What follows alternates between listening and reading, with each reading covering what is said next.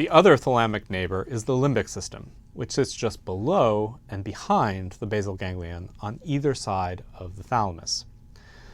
The limbic system is also called the paleo-mammalian brain.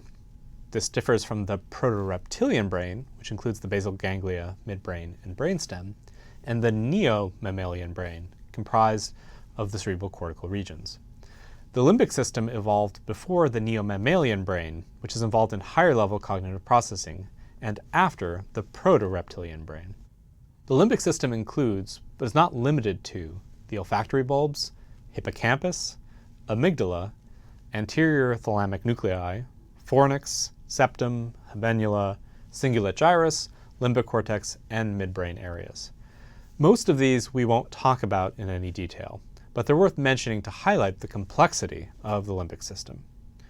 Many of these regions are involved in recognizing rewards and reinforcements, threats and punishments. Consequently, the limbic system is involved in creating emotional and motivational context to your experience of the world. It's what controls feelings like fear, pleasure, and adrenaline. The specific physical states we link to particular emotions appear to be largely generated by the limbic system.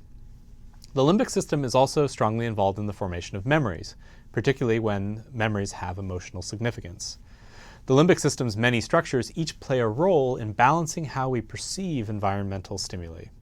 The name amygdala comes from the Greek word for almond. You have two amygdalae. These small almond-shaped masses sit at the base of the thalamus, deep in each temporal lobe. Like the basal ganglia and the thalamus, they're composed of a set of separate nuclei, each with distinct structural and functional characteristics.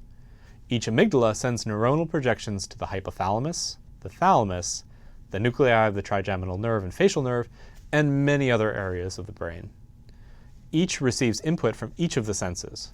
Information regarding taste, touch, smell, and vision comes into the amygdala from both the thalamus and the cortex. Olfactory information actually comes directly to the amygdala's nuclei from both the olfactory bulbs and the olfactory cortex, skipping the thalamus entirely. It's thus been suggested that the amygdala evolved first as an extension of the olfactory system, allowing animals to learn associations between specific smells and evolutionarily important stimuli like food or predators. The amygdala's function may have expanded to integrate information from other senses as well, and to form associations based on these senses as well. Given this evolutionary role, it's maybe not too surprising that functionally, the amygdalae have been shown to play a major role in the processing of memory and decision-making, especially in processing memories that have emotional significance, and making decisions based on those memories. Amygdalar activity is therefore associated with the experience of a wide range of emotional mental states and the performance of emotionally driven behaviors.